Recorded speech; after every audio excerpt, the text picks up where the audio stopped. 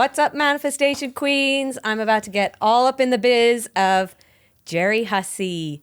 But before we begin, Gerry, do you know that you changed my life? I didn't. So I'm going to tell you this story, and it's a total full circle moment. And I knew someday you were going to be on my podcast. And this is why. About 7 years ago, and 7 is like my lucky number, I was at Wellfest. And I was in your tent, the Wellmind tent. And at that time, Catherine Thomas was actually moderating your talk. Now you do it all yourself, right? She was there with you. And you were talking about mindset, and people were allowed to ask questions. And I was crying in the tent. And I said to you, what do you do for your mindset if you're struggling to have a baby? I remember that. And you said, you need to let go. And I was like, I've always been into manifestation, but I've always known that letting go is key, right? So I left there and I was like, that's it. I'm letting go. But universe, I'm having twins. I'm having twins, 2 boys at Christmas. That was it. I was having twins. I was convincing myself. Anyway, 2022 rolls around and I'm in the tent and you're on again and I'm looking up at you and I'm sitting next to my brother. And I say to him, someday I'm going to be up on that stage. I'm going to be in Wellmind. I'm going to be up on that stage. And he's looking at me and he's like, all right, I didn't even know what I'd be talking about. Following year, 2023, I was on the stage. They asked me back in 2024.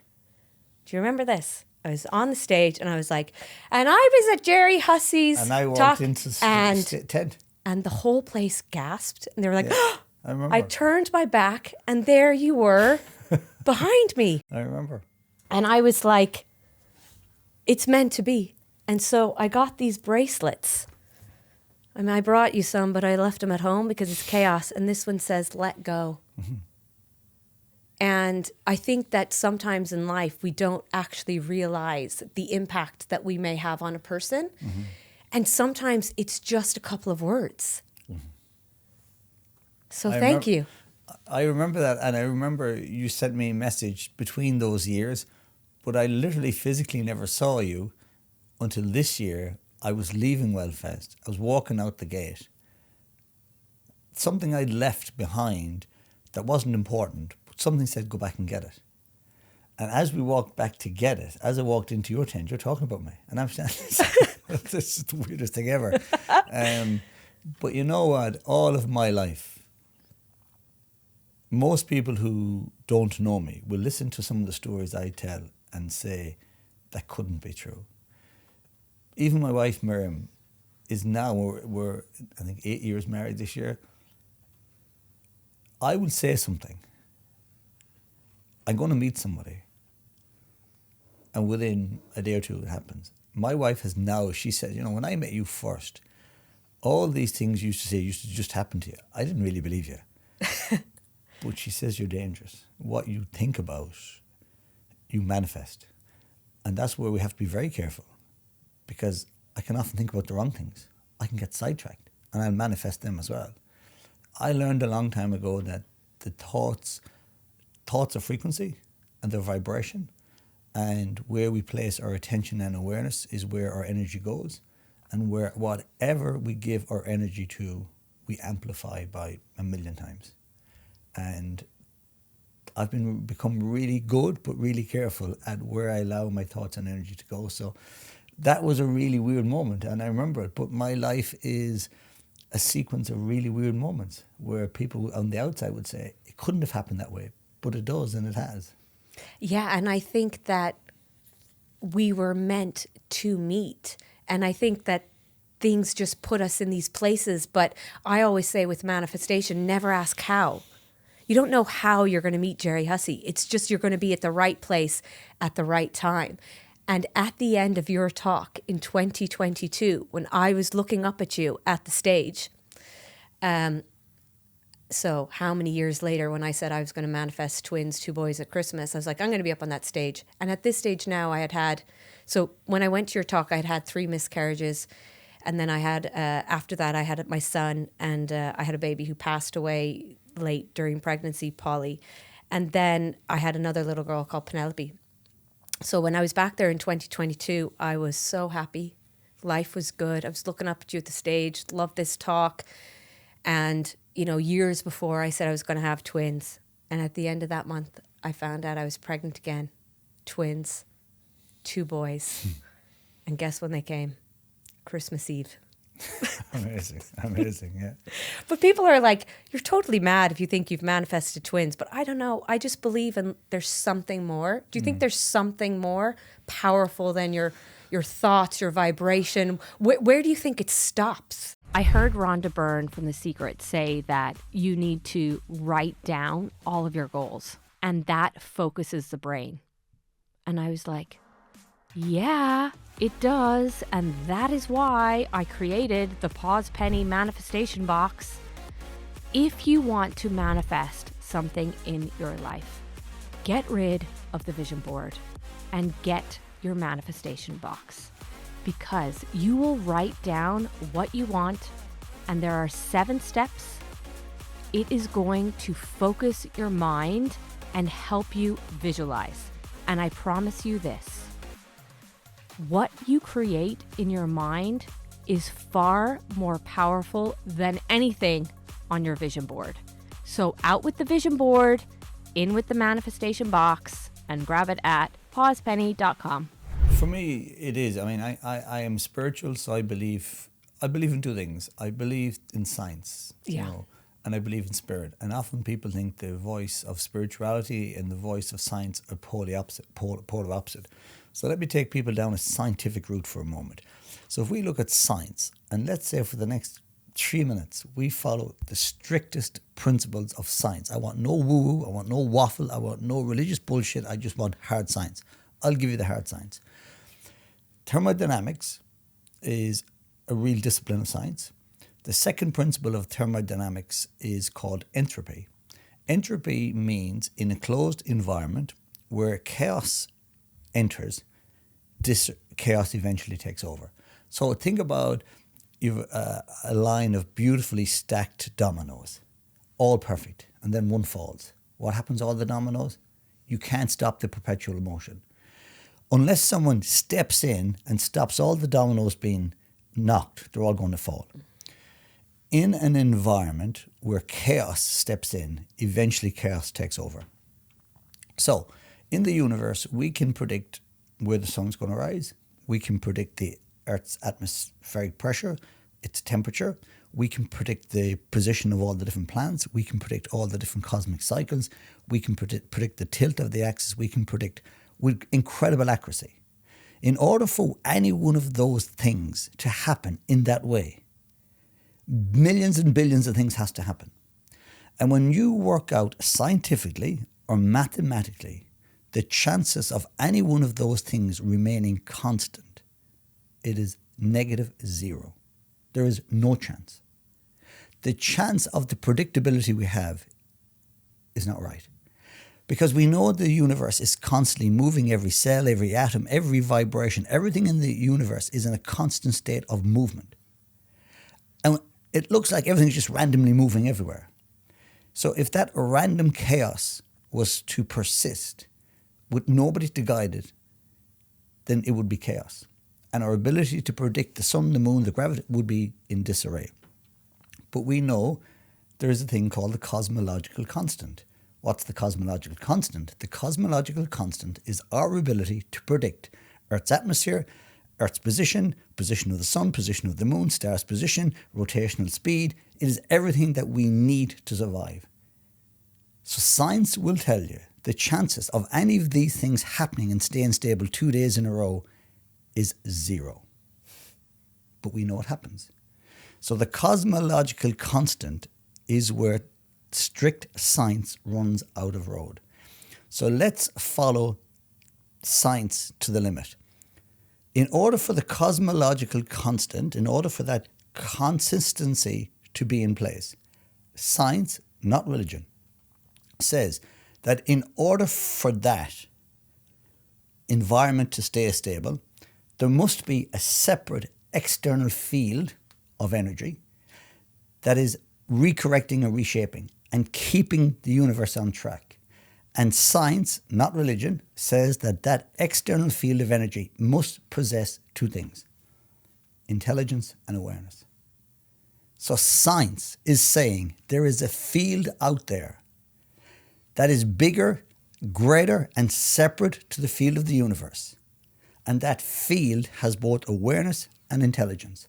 And it is somehow guiding, shaping, controlling the universe. Deepak Chopra and Stephen Hawking were lifelong enemies but lifelong friends because they brought the best out in each other. And at the end of Hawking's life, in one of his last interviews, he said, "I've come to realize that there is a thing out there. It has awareness, it has intelligence, and it is guiding the universe." And Deepak said, "You mean God?" And all Hawkins said was, "It's not God. Shut up with your God. But I'll give you, there is something out there." So science is telling us there is an external field that has both awareness and intelligence. And it is guiding and shaping everything in our universe. That sounds a lot like the spiritual tradition to me. Teilhard de Chardin, an incredible French Jesuit priest, is one of the greatest leaders that has looked at all of incredible technical science and realized that science and spirituality are saying the same thing. If we think we're alone, if we think that there's not a quantum field or a field of consciousness, a field of awareness, or a divine consciousness, whatever name you want to give it, everything in this universe is both existent because of, existent within, and at all times connected to that eternal field that has awareness and intelligence.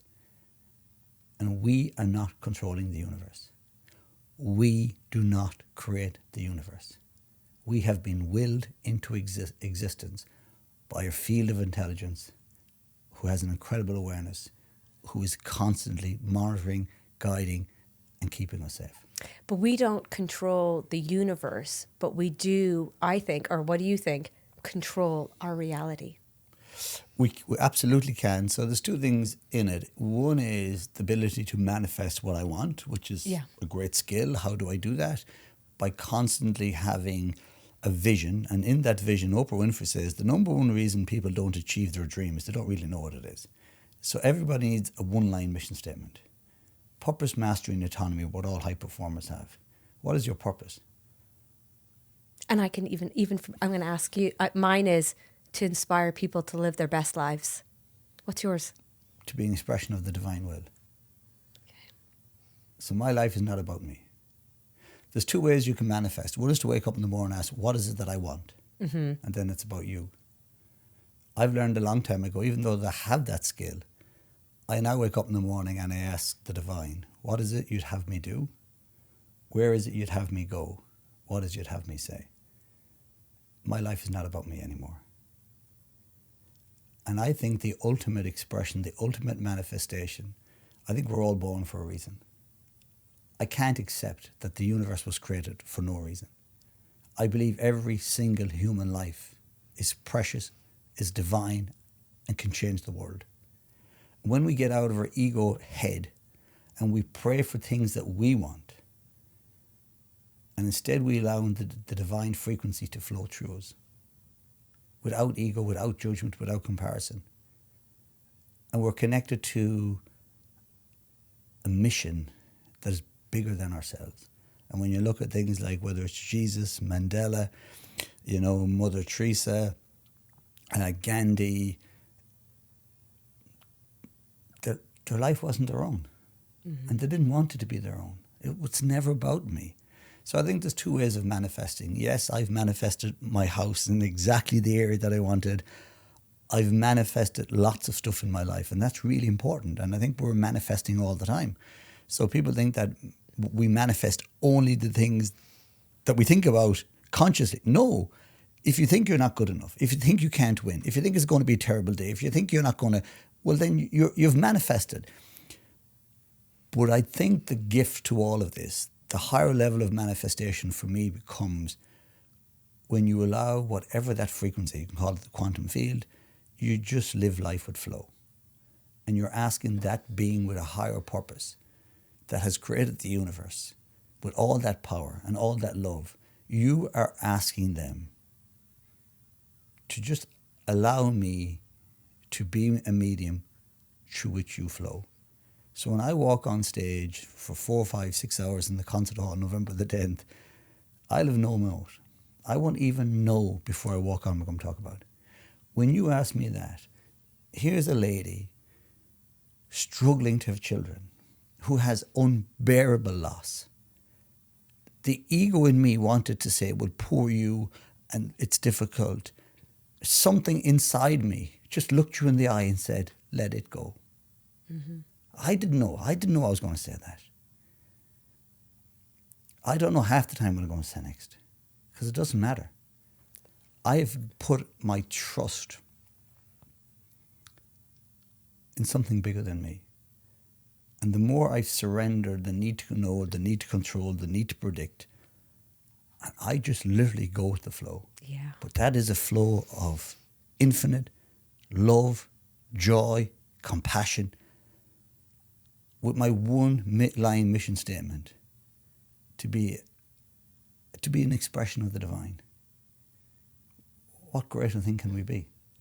Yeah, it's amazing. I always say a prayer to Polly, the baby that passed away, and I always say, the prayer doesn't even make sense, but it makes sense to me. I always say, Polly, put me on the right path. Put the right people in front of me and put me in front of the right people. And I know this doesn't make sense, but what I'm saying is send people who might need a little bit of hope or need a little bit of guidance to me, and let me help people that need that help. Mm. You know, and I always say that little prayer, and then I'll get people messaging me saying stuff like, I don't know how I came across your page, but I'm struggling to have a baby and my mindset or whatever it is. But even when we talk about manifestation, I always say, what is your why? And for me, starting my brand, my why was after the loss of like knowing that everybody can follow their passion and their purpose and live their best lives, right? Because there are days that I'm like, why am I doing this? I'm a lawyer. Mm-hmm. I can sit in an office and get paid fine, thanks, not be on social media, not hustling, not trying to do this, that, and the other. So you always have to go back to your why. But there are people at the moment that are just stuck.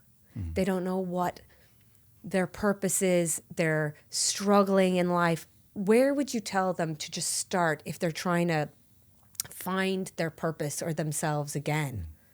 I think joy and purpose are the same thing. So I would say look back over your life, or look back over the things that you've done. So go back to a time in your life where you were joyful. Who was in your life? What were you doing at that time? What was not in your life? So I think when you're on your, instead of looking for purpose, what's my purpose? The ultimate purpose of being is being. I'll repeat that again. The ultimate purpose of being is being. So the greatest achievement of any purpose is to just be, to be lost in love, lost in the moment, with no master plan, just in that moment saying, this is amazing. So go back over your life and ask, when was that? And someone says, it's when I play music. Well, then you better start playing music. I say to people at times who are stressed and fed up, and I say, well, tell me something you used to do. I used to love dancing and acting. And I said, what are you acting now in? I'm not in anything. I gave it up when I had the kids. So let me replay this. You love dancing. When you dance, you feel powerful, you feel free, you feel magnificent, but you're not doing it. What are you doing? I'm a corporate lawyer. Does that make you feel amazing? No. But it pays the bills. If I had said to any career guidance teacher or any business coach that my life mission, that the vision of my business was to be an expression of the divine, and I was going to have no great plan, and I was just going to go and do podcasts and go around the world and say yes to things, and I was only going to work with clients that I love, and big corporations who don't fit my values with endless budgets, I would happily say no to, even though I have no money. And if I think a client who has a load of money wants me to work with them, but I don't like them, I'll say no. Do you think any business coach would have given me any chance of being successful? They're like, see you, Gerry, you delusional guy. Of course. Get out of here. The proof, but I'm living proof that when we live from a place of love, truth and authenticity, we can't be stopped. When we live from a place of ego, you'll find a way to stop yourself. Yeah, and I also think, I think, like for me, I still do the corporate law and I have the side business, and there's some people, you know, they might want to be a musician, they might, and they do have bills, which is understandable, but why can't you start and see, you know, like why can't, you can have your job and then you start and then you build up to a point where you're free. Exactly. And a lot of people will tell them a story, well, I can't leave my job because I can't pay my bill. Now, even that story is loaded with the truth that the only way you can pay your bills is with that job. What if you could leave that job and make 10 times more money? Why won't people allow themselves to dream greater or believe bigger than themselves? What's stopping It comes down people? to everything. 90% of all your life is a manifestation of your subconscious programs. And I've learned that. Yeah. And up between the ages of 0 and 7, we're in theta brain state, and all our subconscious programs are being downloaded. Because theta brainwave is meditative brain state. We download everything fast, but in that meditative state, there's no analysis, no analytical brain. So we believe everything. So kids who are into 7 or 8 believe everything. We know that. There's certain things that happen at certain times of the year that every kid believes in, and that's great. And then they look back, how could I believe in that? But it's amazing all our subconscious beliefs are formed, and most people's subconscious beliefs actually are, I'm not good enough. The only way I can be good enough if I do something or have something big enough that people will see me. People's subconscious beliefs are the world is not safe. The world is unpredictable, it's a horrible place, and it's dog eat dog, fight or fight. Most people's subconscious beliefs are something bad's about to happen all the time. Mm-hmm. And then what does that do? It fires us into a state of fight or flight. We're living in survival mode, constantly with this story, I'm not enough, I'm not good enough, I need the big house, I need the big job. Or we pick up a story that the only way you can make money is by having a corporate job. What I do to people is I ask them to list the 100 wealthiest people on the planet. And then I ask them, how many of those people work in a corporate organisation? Wealthy people don't work. You can never get wealthy working. That's not wealth. Yeah. True wealth is beyond. It's different. And I'm only like, most people say, I can't leave because I need money. But like, there's most other ways to make money. And in fact, when you work for somebody else, when you work for a corporate organisation, they're telling you what you're worth. I've never been employed by anybody because I need to know what I'm worth. And I put myself in front of extremely good business people who know what value for money is. And if I can deliver something truly special to them, then I can name a truly special price. And they're not stupid. They're not going to pay me for something that's not good enough. So literally, the better I get is the more I can earn. Yeah, but you know what happens? But in a corporate organisation, there's a wage cap. And someone tells you what you're worth. Nah, I don't want anyone telling me what I'm worth. But it happens also with entrepreneurs and business people who have a service, they're working for themselves and they might quote a price and then someone goes, oh, that's a bit, or they don't come back to them and they'll be like, oh, but I can give you a discount. You know, we can stop that. Then you're in the discount business. Yeah. You're a discount store. And discount stores do very well. So if you're happy giving discounts, for me, it's know your worth. I love hotels and I love architecture. If I wasn't in this business, I think I'd love to be an interior designer. And one of my favourite hotels is Ashford Castle. Anybody knows that maybe people can afford to stay there all the time. Not me. But I know them pretty well down there. And at times I've done some work and I'd ring up and I'd say, quiet night. And, oh, hello. And Gerry, they know me by name. And how are the kids? And, oh, Jesus, I have a good chance here now. And I say, any discount? No. And they're like, oh, but it's a Tuesday night in the middle of January, and think like, nah. Yeah, and you still probably go. And I just think, a discount on what? And I think that's a question I ask companies. A discount on what? You can do things exceptionally, you can do them fast, and you can do them cheap. You can't do them exceptionally and fast and cheap. So when people come to me and they're asking about cost, if the cost is one of the first questions, they're not a client of mine. What they ask is, what is the incredible value you're going to bring into my life? And they really, really challenge me. You better deliver big here. So now I'm up for this now. They want 5-star. They want to sit in front of me and have something delivered in 60 minutes that hasn't been delivered by another psychologist in 4 years of therapy. Yeah. But that's where we have to get there. So for me to be in that space, I can't take on loads of clients. I have to have time to meditate every day, to pray every day, to exercise every day. And when I'm in that space with that client, I have to be able to hold a space that is incredibly receptive to everything that's happening, not just what they're saying, to their energy. I see some psychologists and they see 6 or 7 people a day, 5 days a week. What's that? That's a production line. Yeah. If you're truly, truly present to a human being and you're bringing them to an amazing place of darkness and trauma and love and inspiration, and you can't do that too many hours a day. So when they say to me, how much is an hour of your time? I don't give them an hour of my time. Because if you spend an hour with me, you're getting 30 years of a kid who had 2 suicide attempts, who has been to the darkest places a human being can experience, who has studied everything from psychology to quantum physics to nutrition to body movement, who has worked with the greatest athletes in the world, made every mistake going, and in 60 seconds, in 60 minutes, I'm going to distill all of those 30 years into 3 points. You're not buying an hour of my time. Mm-hmm. And I think people have to be aware of their own value.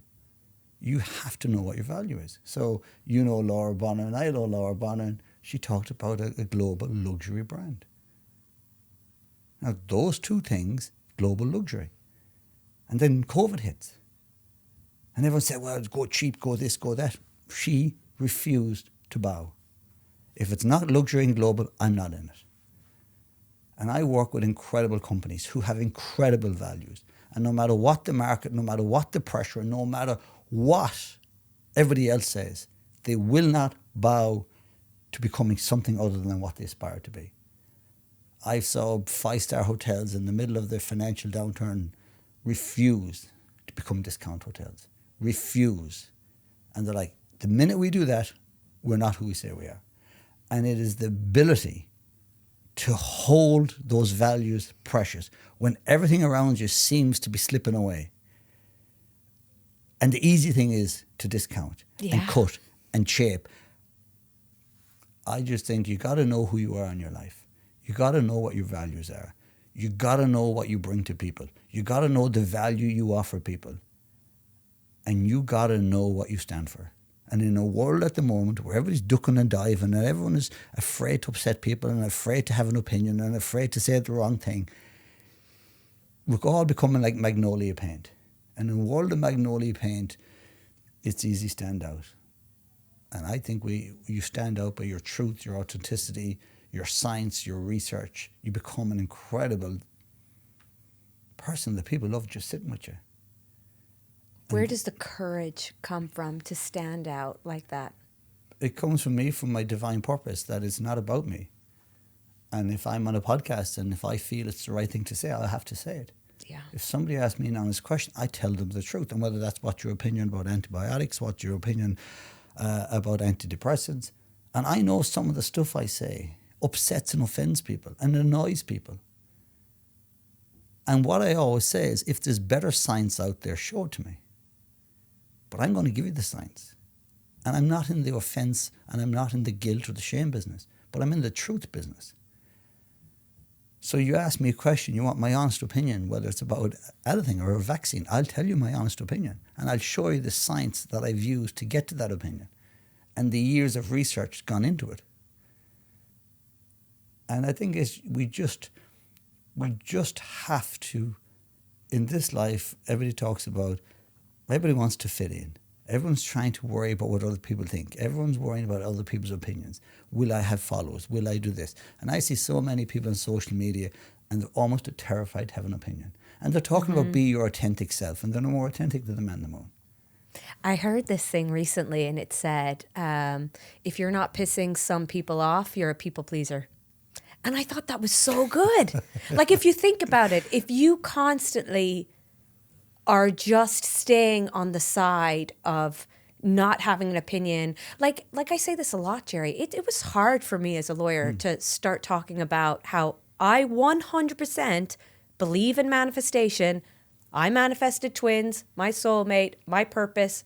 And I'm like, I'm a lawyer and they're going to think I'm fucking crazy. And it's hard because I'm on LinkedIn.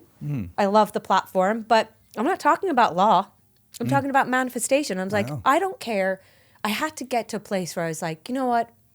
I don't give a shit if you think I'm a crazy lawyer, because this is what I believe and this is what I know is the truth. I know it. I live it. I believe it.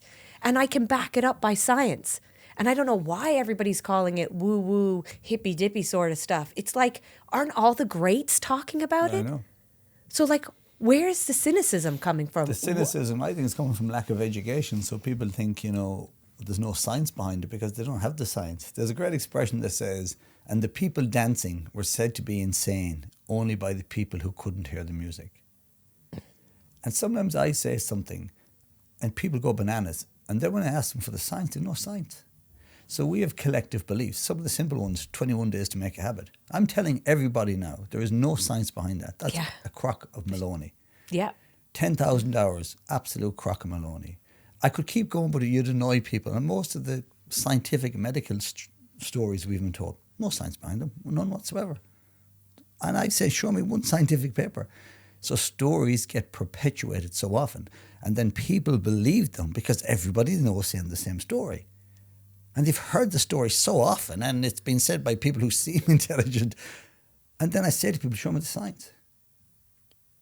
So show me the science to back up your belief. And they can't. Yeah. And we even have, it's funny, we have a 21 day, actually laughing, gratitude box. But I tell people, I'm helping you create a habit. The 21 is because you've got this belief that 21 is going to change your life. It's not. This is consistency. You've got to keep doing this. And also, I say to people, you don't have to write a list of 10 gratefuls that you're grateful for. There's no science to back that up. No. Write one thing. Be deep. Be detailed. Like, we get these beliefs that this is what's going to change our life. It's like one of my things that trigger me, Gerry, And then is the the belief- vision board. Well, I'm like, yeah, I know. get down your vision board and write it down, and vision in your mind, because your mind is far more powerful than any picture of a wave or a hotel or an engagement ring on a board. Your mind is what you can see and believe. Yeah. You can achieve. I think people need to know your brain is works from an electrical circuit. So your brain sends an electrical signal out into the universe, into the field. Your heart is magnetic. Your heart attracts to you. So there's two ways you can go after your dreams: chasing them or attracting them. So, think of a nightclub. So you go into a nightclub and you're trying to find a good-looking girl or a good-looking man, and you're trying to find a partner. If you go in there and say, right, now, I'm going to break this down to 10-minute slots. I have a strategy behind this. I'm focused. I'm non-stop. And you go with that energy and intention around that nightclub trying to find a partner. You're chasing love. What's happening? Are you going to find anyone? No, you'll be going home alone. And the minute you start to come close to someone, what are they going to do? Because your energy is all over the place. You're like, what? Most people have fallen in love at a moment they never expected, on a night out that they weren't even meant to be out. They weren't even dressed to be out. And they were just standing at a bar with a load of their friends, having a drink, having the whale of their time, and they just bumped into someone. Yeah. But you didn't just bump into them. That person saw you. They saw you at ease. They saw the love, the fun, the joy. And what they thought was, I want that in my life. We don't chase. If you're chasing goals, you're using your brain, you're using the wrong frequency. So you have to experience a goal in your heart. You have to experience it as if you've already achieved it. And then you start to feel the joy and the love and the excitement and the wonder. And most of my dreams, I call them future truths. And Miriam often says, oh, here he goes again. But I would spend a long time and I would ask myself, why do I want this? Do I want this because of ego? Do I want this because it's going to prove something? Am I going to prove someone wrong? And if it is, then that's not a right goal. I want this because I think it would bring me joy. And then I start thinking of the joy it would bring me. And that could be like, I want to go climb a mountain. I want to bring my kids to London. My little boy is a fanatic now with Paddington Bear. Oh, yeah. So it doesn't have to be massive goals. And I start My thinking son about was just there at Paddington, just on Sunday. My girl and my little boy, my husband took them, and I kept the twins. But it's a great. So I'm thinking about this, and I'm thinking about having my son at Paddington Station, and I just said, God. And then I just said to Miriam, like, I start talking as if it's already happened. Yeah. So when you manifest, you have to speak about the things you want to attract as if. You can't say, I'm going to be happy. I will be in love. You have to say, I am. So I'd say to Miriam, we're going to Paddington. We're going to London. And she, when are we going? I said, I don't know. It's coming, but we're going. And I'd say to the two kids, we're going to London for Christmas. And Miriam's like, don't say that. What if we're not going? I said, we're definitely going. She's like, you're mad. And I'm just thinking, but think of that joy and the love, right? And then 2 hours later, you get a call from a company that you've never heard of. And they're like, do you want to come to London? Yeah, would you come and spend a day with us in London? And I say, said, where about are you? I said, we're just up from Paddington Station. Like, that's just happening. And we'll put you up for 3 or 4 days. And then I said, oh, I was just thinking I'm going to bring my kids. Geez, I could combine that. That'd be great. Do you know what they say? Okay, I'll tell you what we'll do. We'll include a family room as part of the talk and bring your kids on us. So then I come back into Miriam and say, Miriam, we're going to Paddington and that company's paying for our hotel. And Miriam says, how the hell do you do it? You have to. You can't wish. You can't say, I will at some point. You have to speak it in as if it's already happened. I call it future truth. And when you feel the emotions of joy and fun and love and gratitude, now everything in the universe that has to do with joy, fun and love is coming to you. So you attract it. So it's Newtonian physics. Newtonian physics says there's nothing, only empty space between point A and point B. So the only way that you can get to point B is by chasing it. Newtonian was an incredible physicist, but he got many things wrong. Quantum physics has replaced much of Newtonian physics. Quantum physics says that the space between two entities is not empty. It's full of frequency. And things can move in both directions. And when you send a frequency out into the universe that matches the frequency of the thing you want, it comes to you. And you get 2 guitars, any guitar players listen to this. And you put them side by side. You hit the A string on one guitar, watch what happens. Suddenly, the A string on the other guitar, and only the A string, begins to vibrate. Then you stop the A string on the first guitar, so it's not vibrating anymore, but the other one is. What happens to the original A string? It vibrates again, but only the A string, because it has a certain frequency. So everything in the universe, every cell, every gene, everything is vibrating at a certain frequency. And when your frequency matches that frequency, it comes to you. That's what Miriam says. Like, she says, to most people, I would say, don't just sit there because it's not going to walk in on top of you. It does, actually. I bought my house sitting outside the house I was renting. And the guy we bought our house off was our neighbour, walked across the street and walked in for a chat. He walked in and told me he was about to sell his house. He named the price. The price he named was exactly the price I had. And within 4 or 5 minutes, we shook our hands and walked back out again. I didn't even get off the bench. That's how I bought the house I'm living in now. I didn't go looking for it. I didn't go searching for it. I didn't tell myself it's very hard to buy a house. I probably won't afford it. And thank God it's a desperate market out there. I just said, when I'm ready, the right house will appear. And the owner literally walked into my garden to say hello. He said, I'm about to go down to the agency to put our house in the market. And I said, well, if before it goes in the market, what's it worth? He named the price. I said, I can get that. Would you sell it to me? Are you sure you have the money? I said, I have the money. I have bank approval. We shook our hands. That was it. I literally went into Miriam. I said, we're after buying the house first. Yeah.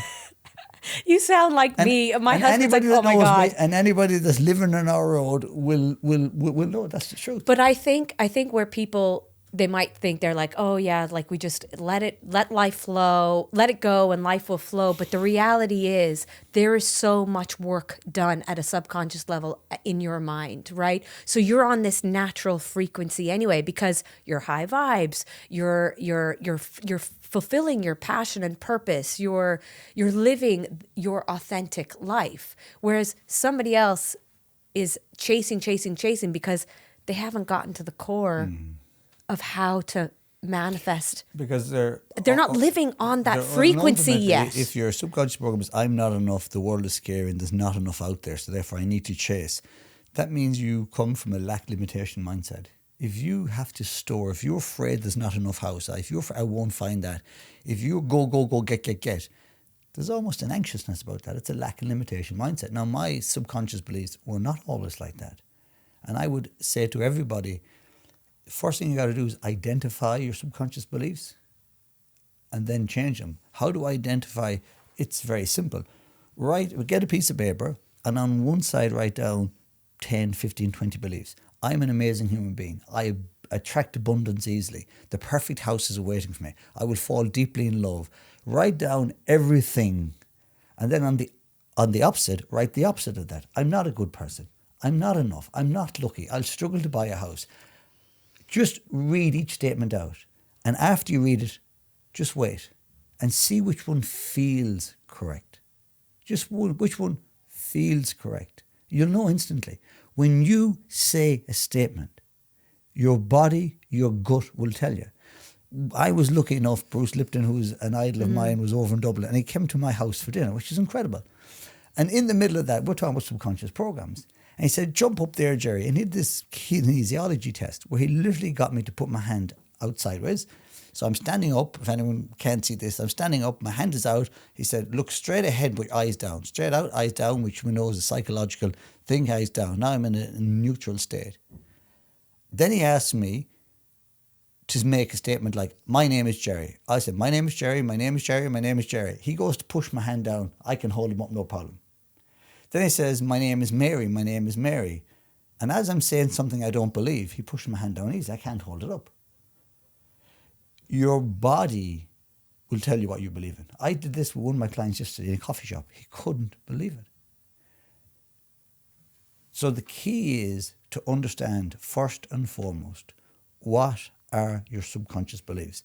They're either ones you created, the ones that were perpetuated in your house growing up, or your subconscious beliefs and programs, your physiological, your chemistry, your biology was in the womb.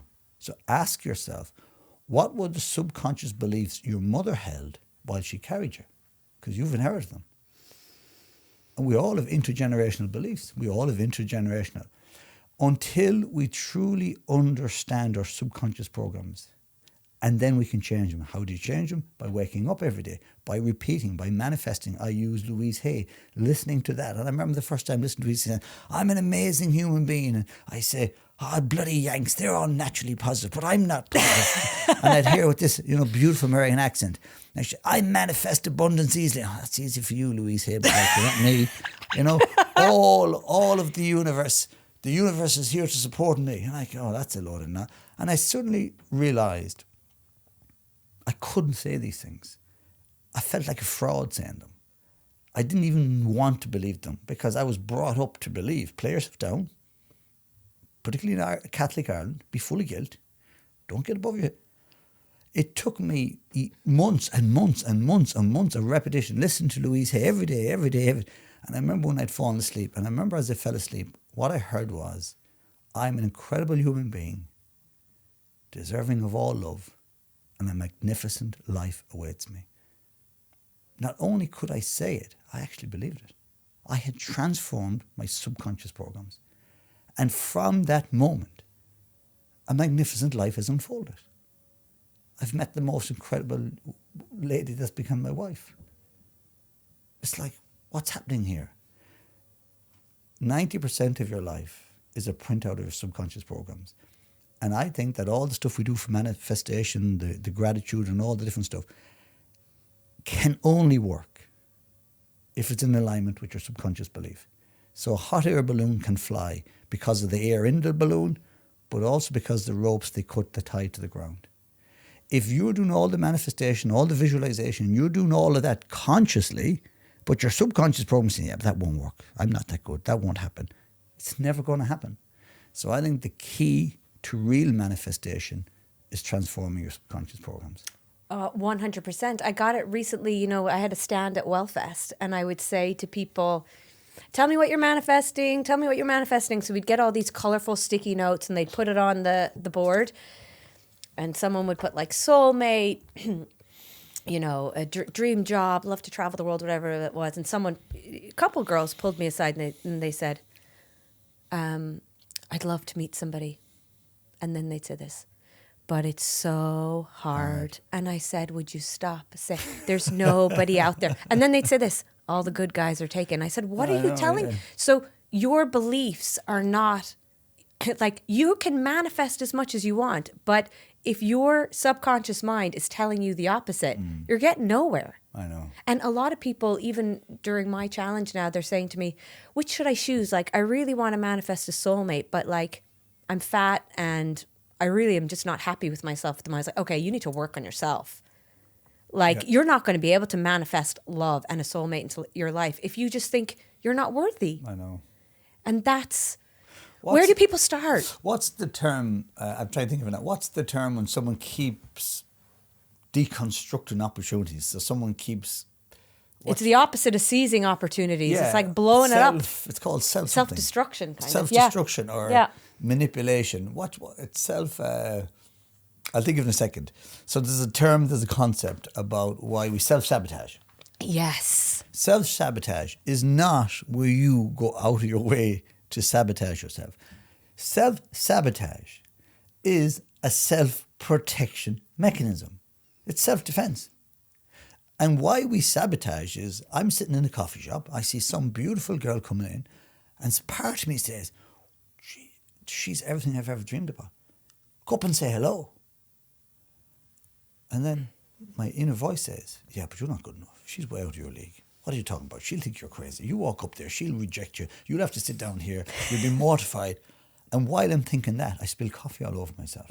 Why have I spilled coffee all over myself? Because now when we sabotage a potential point at which we could get what we want, it's our ego. And what is your ego? Your ego is a self-constructed sense of identity. And it will only allow, in psychology we call it pattern matching, when you hold a deeply held subconscious program, story or belief, your conscious mind is only allowed to engage in the things, people, situations and cues that match that belief. And the minute you're saying, I'm going to say hello to that girl, it's like, well, no, what? So it will sabotage the situation, not to wreck your life, because the ego thinks if you're not the same old predictable person that I understand that's alone and miserable, then who the hell are you? And if I don't know who you are, I can't predict you, I can't predict your behaviour, and if I can't predict that, then I can't keep you safe. So self-sabotage is actually the ego trying to protect us. So there's an expression that he used that says, a building cannot stand outside the size of its foundations. If you build a building that's bigger or outside its foundations, it'll fall down. The moment you become bigger, happier, stronger, more successful than you believe you can be, you manipulate, sabotage that situation to deconstruct it.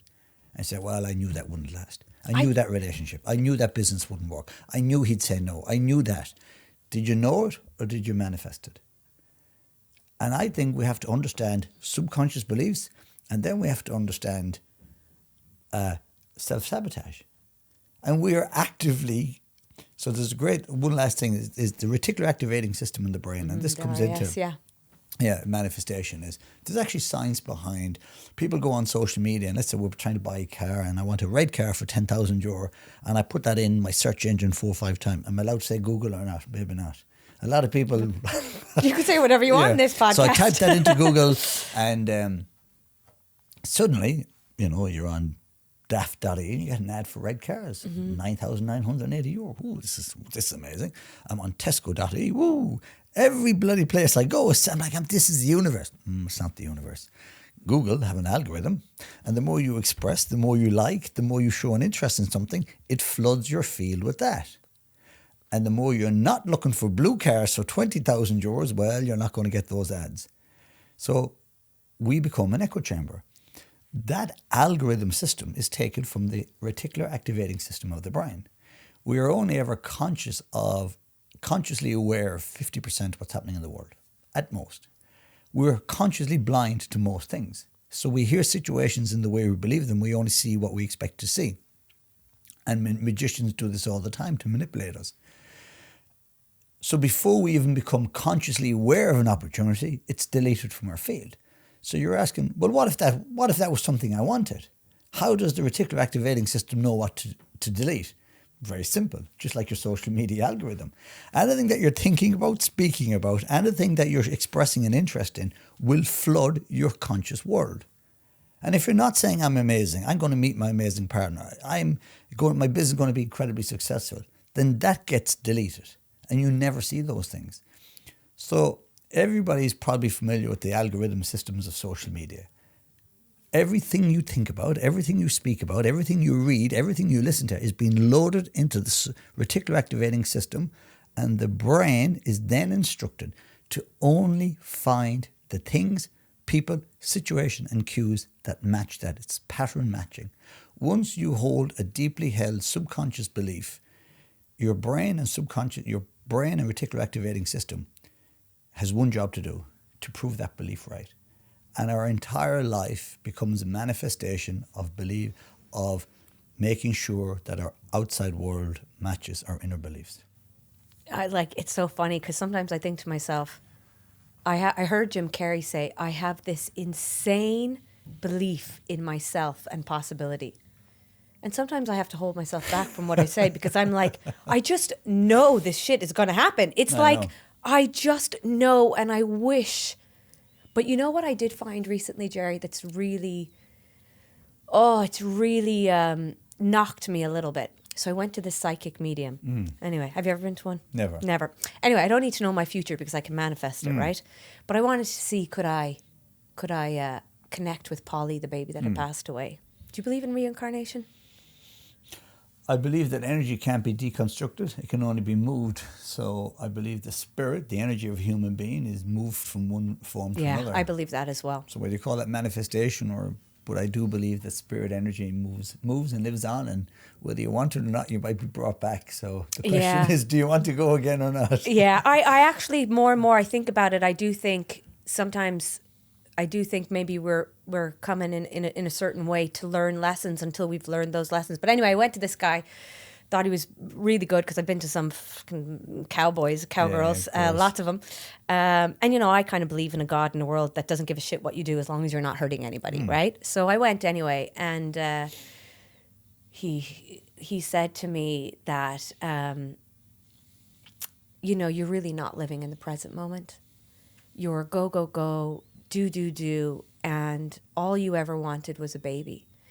And all you ever wanted was to meet your soulmate and have these babies. And now they're here. And you have a 5-year-old and a 3-year-old and twins, and you're working and you're working and you're getting more.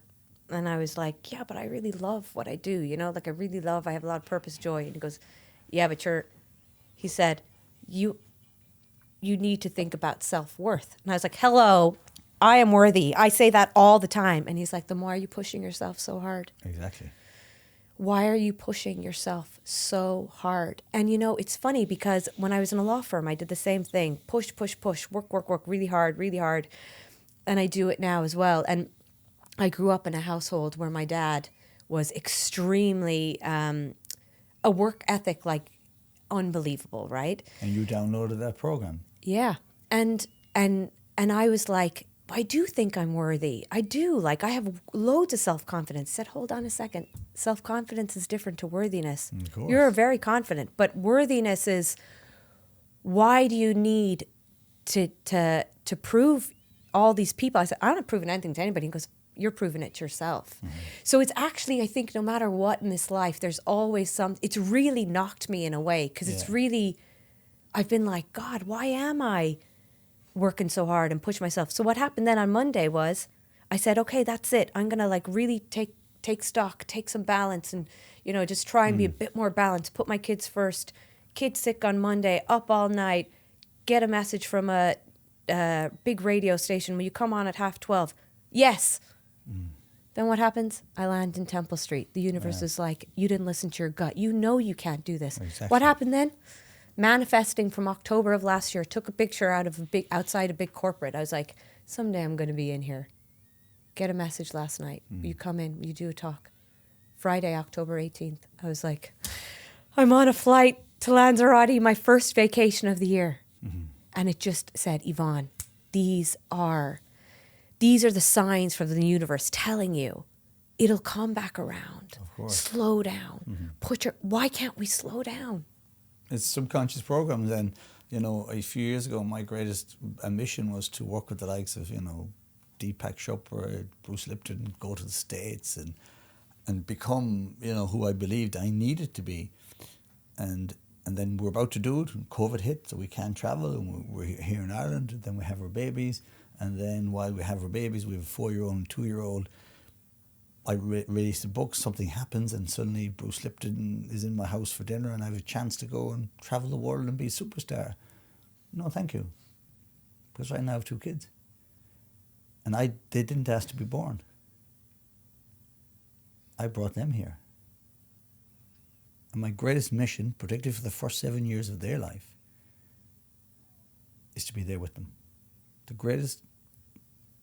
The only thing a child needs is the presence of a parent. And the greatest trick, and you can edit this out if you like, but the greatest trick that has been pulled by this world is convincing parents that freedom and empowerment looks like going to work for a stranger while handing your child over to be raised by a stranger.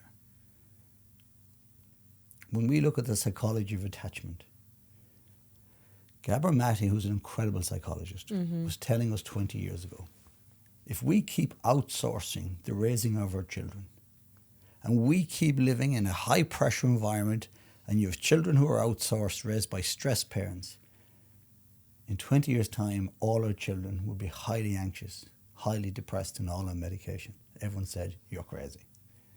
Well, who's crazy now? So the US tour can wait.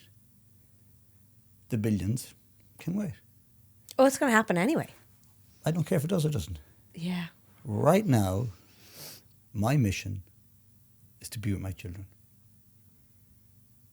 And it's the greatest gift that there is. And I would say to any parent listening to this, particularly between the ages of 0 and 7, study the psychology of attachment, understand the emotional needs of your children, understand the importance of a connection, understand when a mum holds, particularly mum or dad, holds their baby, the nourishment, the baby's brain is changing, their immune system is changing, their nervous system is developing by being held and stroked by their mother. We have this idea that once the kid is 6 months, they're off, they're in their own rooms or all this. The kid needs to be independent. Is that a parental need or is that a child's need? Childs are meant to sleep in the bed with a parent. Yeah, but I know what you're saying here, Gerry. But I'm one of those parents that put them into and I think everyone can do whatever they want because there's no judgment here. But There's no judgment, because but there's science. Yeah, but I also think that there's science of a parent getting sleep. So like I get sleep, my kids get sleep, and I'm just a better mom. If I'm tired, I'm just a bitch. And that's just the reality. I am, Gerry. And I'm not as nice to my kids. Of course. And I'm eating sugar and they're eating shit because I am just tired. So I know there's science to back up a lot of things, but I'd also say like, you have to do what's going to be work for you. Like I know I go out to work and I love work and it brings me joy and a purpose, but I also say, okay, I do have a childminder who's amazing, very grateful for her, make sure I get the great, but I have to learn as well that even if I am at work, when I'm with them, be where your feet are. Exactly. And not on my phone. Be in that moment. That is key. And I'm not always, I am on the phone or I am this or I am that, and it's And I have to learn, but maybe not everybody, moms, they have to send their kids to creche. They might be single parents or different things like that. But But when you are home, be where your feet are, Exactly. you know? I think that is the key. It's presence and time. But I think when you look at subconscious programs, you know, a lot of people are stuck in a cycle of overstressed. Yeah. They're not really in a job they love. They're not minding themselves. They're on a treadmill and they're not happy. And I think at some point we have to ask ourselves, is this what I want for me and my family? And if I continue to live the way I live, eat the way I live, work the way I work, what does this look like? So the question I'm asking goes back to subconscious programs. Sometimes we get trapped in a go, go, go. And particularly for parents who feel guilty for going to work, guilty for not being at home, we feel guilt all the time.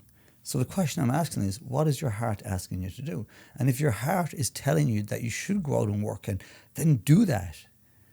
But there's a lot of mums whose heart is telling them the opposite, and they're afraid to do it because they're afraid of being judged. And I think sometimes you can be judged both ways. Totally. And I think we have to recognize that raising children is the most difficult, but the most important job in the world. Nothing is more important than raising children. Nothing.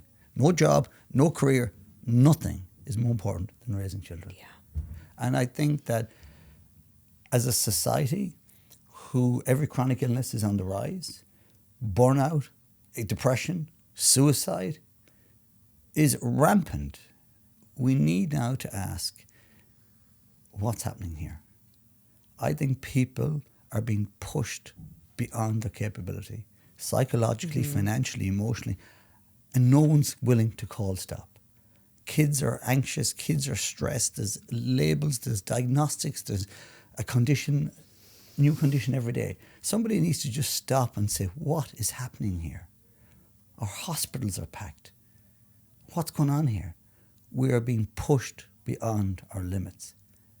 And what I'm saying is, as people, whether that's as a society or as individuals, it's asking myself, what do I really want?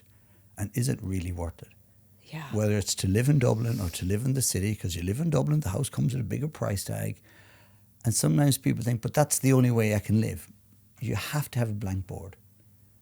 And before you choose a job, before you choose a career, ask, what's the lifestyle that I want? What do I want to spend more time doing? What would nourish my soul? What is my soul asking me for more of? And I think most people are caught in this rat race, this never-stopping spiral of where we haven't time to catch your breath. And I think what's driving all of that is a subconscious program that is now telling us that's the only way to live. There is no other way to live. Sure, what else would I be doing? That's just the way it is. Suck it up and get on with it. I don't think that's true. Yeah, it's funny you actually say that, Gerry, because, you know, I'm a real, it's definitely something that I need to work on myself, just go, go, go, do, more, yes, especially when you're trying to get a business and a brand off the ground. But it's definitely something I need to work on. But as I've started to notice it and become aware, because I think you do need to become aware. That's the key. That's the first thing. Hold on a second. What the hell am I doing? And it's funny, I said October, I'm going to slow down, and all these opportunities are coming up. And I can't take them. But I'm just oh, this is the universe testing me. They're like... It's a test. It's a test. It's a test. I failed the test on Monday when I said I'd go on the radio. But I now look at social media and I see people who are doing, and I'm like, oh, I feel sorry for you. Because you're in the same place as me. You think you need to keep doing more, but actually you're not living at all. No, and I think the key is, I think we have to live, and everyone's truth is different. But if you're living a life that's not in alignment with your truth and your purpose, then you're in trouble. So working hard at something you love is called passion. Yeah. Working hard at something you don't love is stress. Yeah. And I just think I meet most people and we're just under mass. I look into their eyes, I see stress, I see pressure. Everyone's on, pressure. Everyone's on medication for something. But what's happening to us? We're under massive pressure. And the only thing that can keep you in a state of pressure is a belief that you need something, that you're chasing something. Or a belief that life has to be in a certain way. We have to live in Dublin. We have to challenge all those beliefs. Because what happens sometimes is you get a crisis or you get a diagnosis and you are forced to stop and you are forced to change your life. You are forced to give up the house and you desperately resent it and you hate it. And then I meet that person 5 years later and they say, you know what the greatest thing that happened to me was losing that job. I set up my own business now and I run a surf shop. Jesus, we're actually living down the countryside. And you'll never guess what. And I'll say, you love it. I do love it. How did you know? I'm like, so sometimes we desperately cling to the familiar. And it's not until somebody often has a crisis or a diagnosis that they wake up and change their life. But we don't have to wait for a crisis or a diagnosis. So what I'm saying is, if you're listening to this, if there's something about your life where your actual heart is saying, I don't like this. This doesn't feel right to me. I'm being asked by my heart and my soul to do and be something else. Question is, when will you give yourself permission to follow your heart? Because your heart is never wrong. You might have to give up certain things, but I promise you what you'll gain will be so much more. To live a life in alignment with your soul's calling is the greatest gift there is. We think we need the house, and I know friends who work so hard so their kids can go to private school because they want to give the kids the best. No private school is going to give what a kid needs, time and space with a parent who's not stressed. Kids don't really need private schools. They need fun, they need love and the adventure. And if you can give your kid fun, love and adventure, and also recognize that your kid is going to pick up the same subconscious programs you have. And if your subconscious programs are, I need to go, push, Yeah. then your kid will do the exact same. That's funny because the psychic medium said to me, you need to stop the cycle, Yvonne. You know, because my parents came from farming backgrounds and it was busy. You know, my dad was going to the creamery at 7 on his own with the donkey and stuff in the back of the, he's got some wild stories. The milk cans, I remember them. And, you know, but I think I think the key thing in life is being aware, questioning yourself, and then making that decision to change, because we all can't, like you said earlier, you were suicidal twice. Like, that's the depths of despair, of wanting to get out of this world, and look where you are now. So a lot of people say, oh, I'm just wired that way. That's just the way I am. Half glass, I'm just this and this. No, you can change, but it takes work.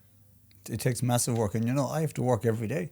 Yeah. And where am I today? I don't know where I am. Where am I tomorrow? I don't mind. But today, because I got up this morning and a lot of people joined me in Dunleary. I really wanted to go, but I don't activation session. I feel calm. I feel joyful. I feel love today. Yeah. Now I got to re-nourish that cup every day, because life is going to hit me with different things today. And so life naturally takes things out of your cup. And every morning I got to refill that. The biggest word you used today, I think it's amazing, is awareness.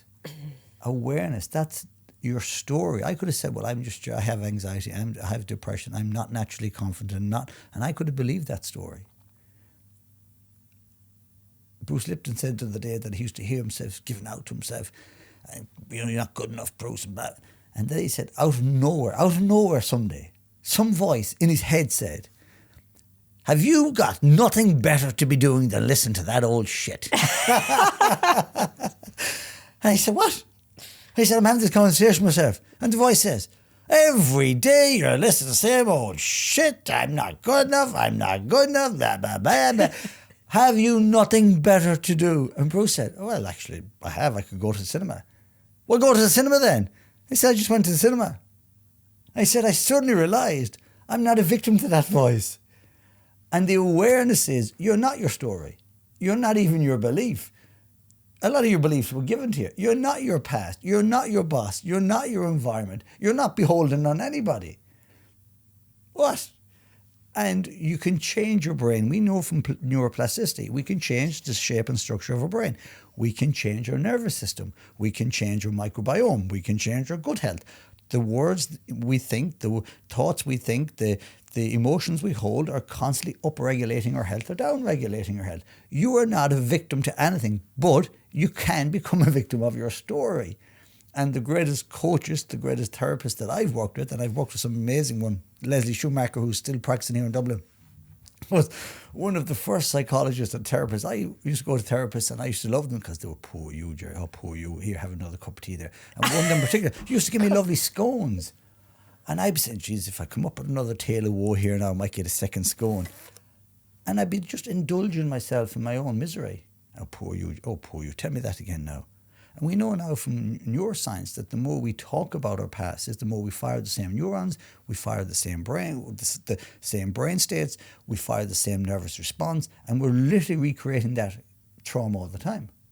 Then I went to Leslie, and this is in my book, and Leslie's kind of, I recognise, where's the big plush couch gone? Where's the cup of tea and the scones? It's a bit Spartan here, and she's beautiful. She's a Canadian, beautiful lady, very calming, but she's tough. And she kind of look at me straight in the eyes. And I'm telling me a tale of woe and kind of think, right, let's tell her a lot of woes here now, and she'll start.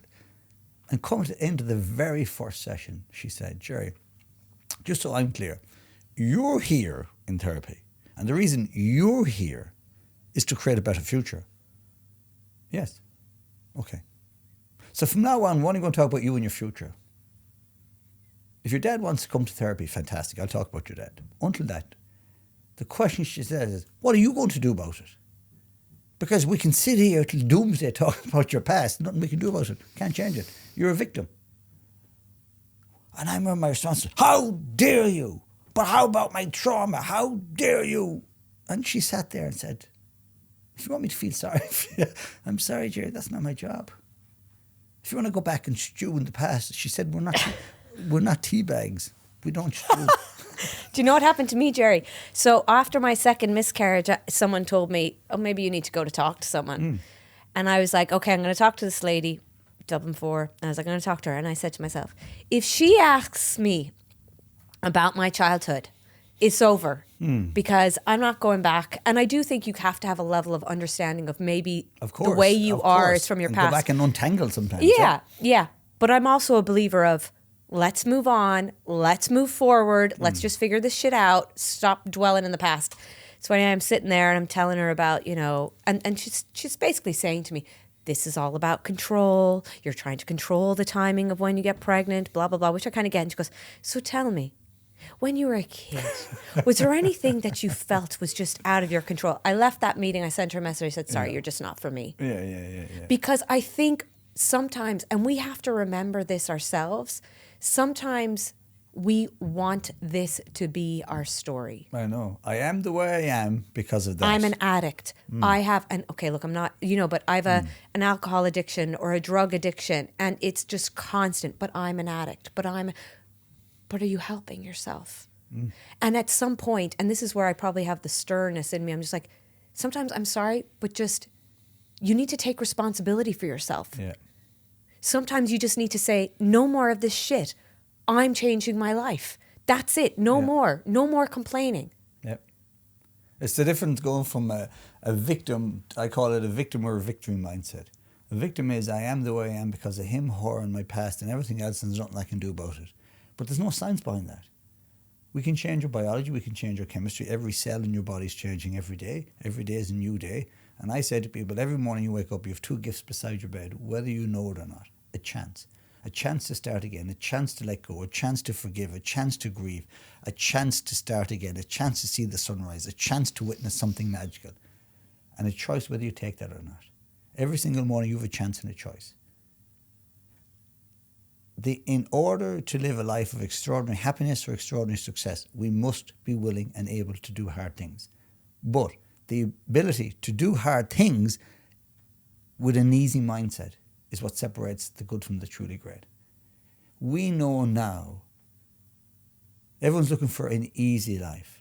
But when you look at cohorts of kids that grew up in massive abundance, where everything came easy to them, they suffer from massive anxiety. There is something incredible about having to strive for something and work. And whether it's only €50, I used to mow lawns for people. And I'd be mowing the lawns all day. And this when I was in college. At the end of the day, I might have €80 made. But that €80 to me was so, I created that. It was mine. So purpose, mastery, purpose, autonomy. It was mine. I created that. I was building a habit. And I think that most people are looking for the easy life. Don't look for an easy life. Look for a life of purpose. Whether it's easy or not. Look for a life of extraordinariness. And sometimes deliberately put yourself in the way of hard. So make the hard decision. So people say, yeah, Gerry, but it's not easy to let go of the past. I don't care if it's easy. It's not easy. It's not easy to get out of bed. You either live a magnificent life or an easy life. But I don't think magnificent lives are easy. I don't think most of incredible characters, whether it's, as I said, Gandhi, Jesus, you look at anybody, ask them, was it easy? What's it easy got to do with anything? It was purposeful. It was life-filled. Is it easy being a parent? Absolutely not. Is it easy starting a business? Is it easy doing a podcast? Ask Laura Bonham, was it easy? What does easy need? But when you're filled with purpose, the reason we climb mountains, the reason we sail the ocean, the reason we dare to do something is because it brings alive something in us. And trying to manifest a goal isn't necessarily about the goal. I've no great interest in outcomes. But in order to manifest that, you got to let go of your shit. You got to let go of your baggage. You have to surround yourself with better people. You become more calm, more strong, more confident. If the pursuit of the goal makes you a better person, then you've already achieved it. So I say the right person with the right process never worries about the outcome. It's so funny you're saying that because, Gerry, so like I'm obviously a corporate lawyer, you know, and earn well as a corporate lawyer. And I just got this thing where, you know, a corporate ordered a substantial amount of boxes. And I looked at my husband, the gratitude box. I was like, I just got a massive order for my boxes. It's 300 boxes, right? And he was like, Yvonne, you make that money in a day in your corporate job. And I said, would you stop? This is my product. And he said to me this morning, you know what he said to me?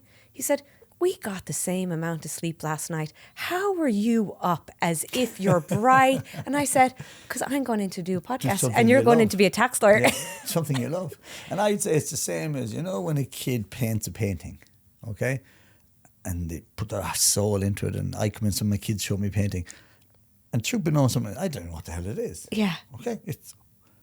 But they've created that. And the joy and the love, because it's mine. Look what I've created. Now, if Miriam handed them a picture that she printed out from the computer and said, hand that to your daddy, they're not going to feel the same level of... But the picture from the computer is going to be far better, far more... But you're not involved in it. It's not you. And I think that it doesn't matter how small the goal is, or it doesn't matter how small the mountain is, I've done it. And in order to get up that mountain, in order to start that business, in order to send that email, in order to do that, I had to overcome my own fear. I overcame my own subconscious program. And for some people, like, I remember I used to bring people on retreats, and we still do. I just so you know, folks, I am manifesting. I'm going to be there in October of 2025. I'll be 42. Yeah. Next October, the kids will be a little bit older. I'm going. I need one of those. Yeah. So if you're not on the retreat this year, which is the 18th, isn't it? You do it every October? Every October. It's on this October. There are some spaces left. I think there's 4 I can't do this left. year because I can't do this year because I've got the 4 kids, and we're actually my first holiday of the year. I'm going to Lanzarote with the kids. But I want to go. I'd actually love to bring my husband. I'd love for us to have time. I'd love to have the time. You know, when you're busy and you have kids, and we've got 4, it's a lot, and they're young. It's that time with each other. We have a lot of couples that come together to stop and breathe and ask themselves, what does the next few years of our life look like? Yeah. But the story I was telling was we did all these deep workshops and powerful science, and I thought phenomenal stuff. And then at the end, we did one day we would do like cold plunges into the pool. And it's all very simple, in you go and blah, blah, blah. It's not that simple, Gerry. I bought a cold plunge for my garden. I've been in it once and I'm like... Yeah, but this pool isn't that cool. It's a swimming pool in a hotel, so it's not that cool. So we all in that. And then one lady one night at dinner was absolutely buzzing. And I said to her, like, geez, you're really on fire tonight. She looked like a different lady. She looked 10 years younger. There was something. And I said, what's going on with you? Oh, gee, she said, you won't believe it. I said, was it the trauma workshop? No. Was it this science? No. So I went through everything. No, none of that. What was it? She said, you know, we did the jump in the swimming pool today, yeah. I said, you were afraid of what? Oh, no, I'm not. She says, the first time I've allowed myself to wear a bikini in 15 years. It is the first time I put a bikini on and didn't say to me, "You fat idiot." I said, "You've no idea what you've done for me." So when I talk about climbing the mountains in life and overcoming a story, in all we did on that retreat, that lady allowed herself to put a bikini on, walk out onto the swimming pool and say, "This is me.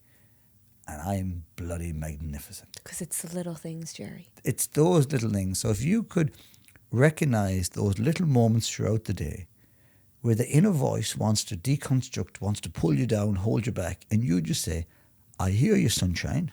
I know you're trying to protect me. I love you with all my heart. I'm not going to listen to you." I did it for my first corporate workshop I got. I got a big corporate workshop for a biotech. They were going to fly me to Switzerland. I said yes, left the meeting and said, "Oh, holy shit, I'm not doing this. Oh my God." And I told them, "Sorry, I actually have a board meeting that day. I actually can't do it." And after that moment, I said, "Yvonne, you're never, ever again going to do that to yourself." So when we drove into Wellfest, which was in 2023, which is my first ever talk, and, you know, putting this limiting belief, you've only 1,400 Instagram followers, Roz Purcell's on at the same time, nobody's going to show up, but I had visualized a packed tent. Even I was drawn to your tent. I didn't even know why I came in. I just wandered in. Yeah. And we drove in the first year, 5 months postpartum with twins, breastfeeding them, had my stand, insane. And I said, "Oh shit, what have I done?" I said to my sister beside me, I said, I can't do that. Like, I'm going to tell them the twins are sick and I can't do this. So the voice starts, "Get me out of here quick." And then I did it. And you know what you said at the beginning of the talk? I practiced, Gerry, every day. We had a cat nap for the twins at about 4 to 5 p.m. every day. So March, April, May, every day I practiced my talk. Practice. Did it at Wellfest. I never, ever, ever prepare for anything. People ask me, "What are you going to say on your podcast to Gerry? What are you going to say in your corporate workshop?" I said, well, a friend asked me the other day, she goes, "How do you start your workshop?" I said, "I have no idea. I just know what I like and and my stories, and then I might have a different story, and then I could be telling a story. Well, I was in with Gerry Hussey, and he said this, and I don't know what I'm going to say. It just flows, yeah. It just flows. But then you know you're living your truth. I think. Yeah. You know. Oh yeah. Yeah. Yeah. So, and I think that is the key. I think nobody can tell you. So we have all these generic numbers. Everyone takes 10,000 steps a day. I often wonder if that's science, why is it not 9,900? Isn't it amazing that science arrived at 10,000? We all need to eat more protein. Who? People are telling me, I see you need to eat more protein. Why, have you done a good test on me? Yeah. Have you measured my metabolism? Have you measured my ability to store and absorb protein? So without any of that information, you're saying, "I need more protein. You need to eat bananas." Really? What do you understand about me? We are not generic people. There's too many witch doctors. There's too many people out there telling you what you need to do, who you need to be with, what you need. You need to take back your own power. No two people are the same. No two people are called to live the same life. No two people will be made happy by the same thing. What I ask people to do after this is, before you start manifesting, before you start, ask yourself firstly the subconscious programs. What are my subconscious programs? If I really was honest with myself, what are my deepest beliefs? And how do they manifest into my life? And the second thing is, if I dared to tell myself the truth. If I loved myself enough, what's actually the life I'd live? And once we have a vision of the life that we want for ourselves, and we meditate on that, and we visualize that, it's not a life of ego or stress, it's just a life of love. Love is the greatest force in the world. So awareness is, you're not your neighbour, you're not your brother, you're not your sister. What makes them happy might not make you happy. You get one shot at this life. This is not a dress rehearsal, and you are either living from a place of fear or love. Fear is stress, force, push, anxiety. Love is flow, acceptance, non-resistance. Joy, excitement. Joy, excitement, gratitude, patience, kindness. It's all of those things. And I think we, as individuals, have to ask ourselves, is this the life I dreamed of? Is this life making me happy? And before you come in with the buts, just say, if I could infinitely manifest any life from my dreams, what would that look like? Allow yourself to paint that. Allow yourself to create it. Allow yourself to speak about it. Don't allow the but. Come in, forget the buts for a second. Just create that. Because everything you put down from a place, from your heart, is 1,000 million% possible. How? I have no idea. When? I don't know. I love that. I love that because I always say how and when are not in our manifestation box. They're not up to us. It's not up to us. No. Gerry. But to allow yourself to dream without the buts, that's the key. That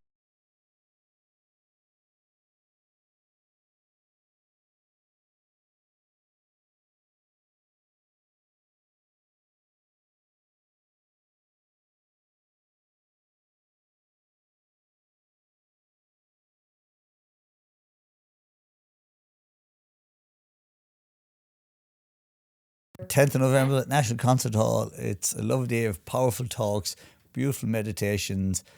It is just the day for the soul. It is the day to stop, to breathe, let down the mask, just be yourself, and we'll get you to do some work around your life, your stories. But it's a really fun day, and if people often think I'm very uptight, I think I'm actually just a free spirit. Yeah. I'm fun. It's a very fun day. You laugh a lot. You might cry a little bit. It's a day to dream, and it's also a day to be nourished. So we have incredible meditations, incredible musicians. It's a day to just take a deep breath and just be there for that day. You're not the mum, you're not the dad, you're not the boss. You're just you. Be held, be loved. We'll ask you some questions. We'll share some ideas. And I think people walk out there feeling lighter, with a bounce in a step, having rediscovered what I call the WIN, the biggest win, what's important now. I'm going to go on my own. I love doing things, but like kind of giving myself back some time. So I'm definitely going. Anyway, thank you so much to Gerry. And yeah, a lot of things. I think we're always working on ourselves, and I'm always getting hit by these signs from the universe. It's kind of another kick saying, did you hear what Gerry said about slowing down? So there we go. It's the onion. There's always another level. Always, yeah. But we should always be working on ourselves, right? Thank you so much.